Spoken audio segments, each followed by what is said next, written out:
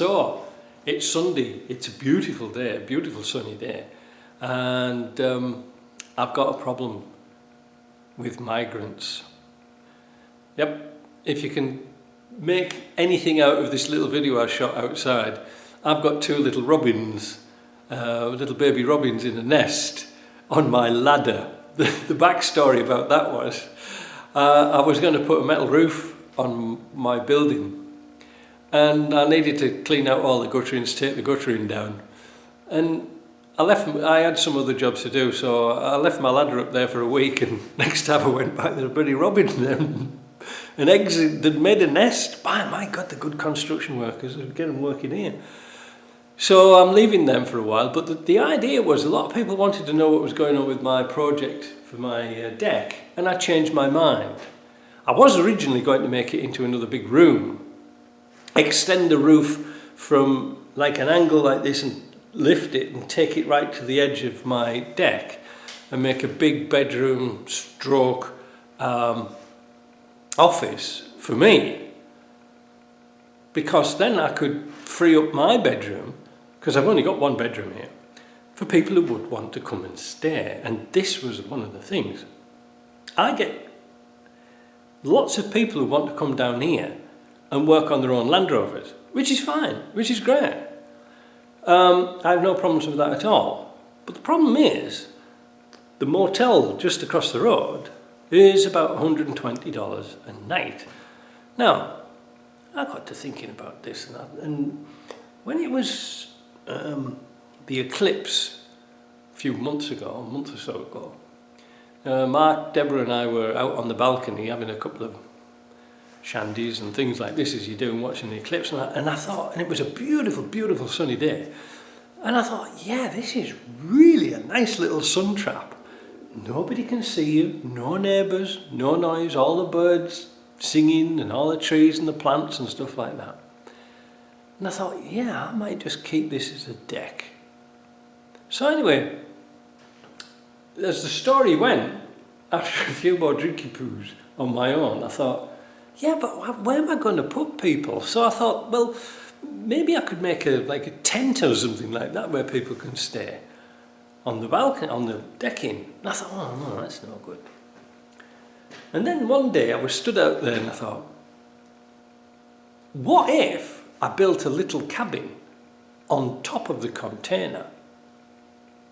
Just a little, like a bunkhouse where where a couple of people can sleep overnight, and have a little fridge and air conditioning and things like this, and we've got Wi-Fi connections here. Because really, when you want a motel, all you want to do is just go to sleep in the damn thing. You don't look round it, do you? It's just somewhere to put your head down. It's nice and safe and secure.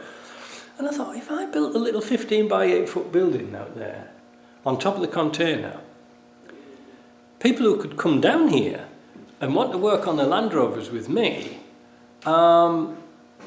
that would be really, really nice, because then there's somewhere for them to stay and a little bit of privacy away from me. So, but they'd still have access to my, bathroom and kitchen to do their own thing, and then have their own little space, because obviously we all want to chill out and do our own things on a night, but without having to pay a fortune in a motel.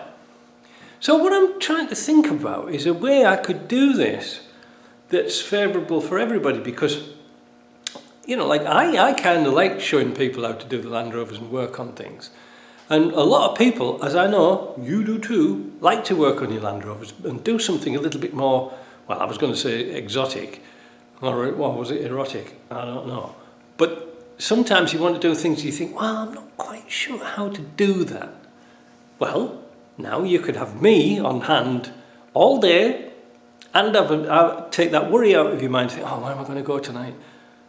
You can go on my bunkhouse, Mike's country bunker, and that's it. That. I thought it was a great idea, because that's what I would like to do. If I was working on a Land Rover and you sort of you get into like summertime and you want to take a gearbox out and you've got it half in and half out, and you think, oh, I haven't got this finished yet, and the motel's full because it can get busy in summer, I've got nowhere to go. Well, now you have. I think it's a brilliant idea. I don't know why I never thought of it years ago. So to set the ball rolling whilst we've been waiting for the migrants to sling the rook, Lex's son had a couple of nice patio windows, patio doors, which I'm going to put in my kitchen, one of them in the kitchen and one in the bunkhouse. And the reason for that was that over there is facing east. So we get the sunrise and we get a nice sunny morning, and you'll get a nice, nice view. It's not like looking onto the back of an old garage or anything like that. And we'll put one of the patio windows in there, in the end of the bunker. Brilliant, isn't it? I don't know, I never thought of that before. And then, like I say, if you want to come down and you want to do any work or anything really, if you want, you want to strip a gearbox down and you want to know how it works, well, we've got, look, all the facilities. We've got welding stuff, we've got sandblasters, we've got small sandblaster, we've got big sandblaster, we've got wet bead blaster, we've got ultrasonic cleaners, just about everything. Just about everything you ever needed. I mean, all the tools that I made. You can even go on a day trip out to go and visit JP. Optional extra. But I think it'd be brilliant. I honestly think it's a great idea. Especially from people who are in Montreal or places like that who think like, oh, I'd like to come down and do a sort of a little bit more bigger job than doing brakes. You can do anything you want. The only thing is, if you want to do some welding or anything like that, I have to be there. And if I see you making a complete horlicks of the job, I'll do it for you. Like if you want to weld a cross member on, I'll do that for you. Because I don't want you to make a mess of it or set fire to my place. That would spoil my day, wouldn't it? So, and bodywork, no bodywork. Because I know bodywork drags on for months and months and months. If you don't know what you're doing, it takes ages sanding a car down. My old joke was that somebody asked me a long time ago, says, Mike, how long does it take to paint a Land Rover? I said, well, maybe an hour, maybe an hour and a half. Is that all? Well, when will you do mine? I said, well, that's just to put the paint on. You said, how long was it to paint a Land Rover? The prep work will take about a month.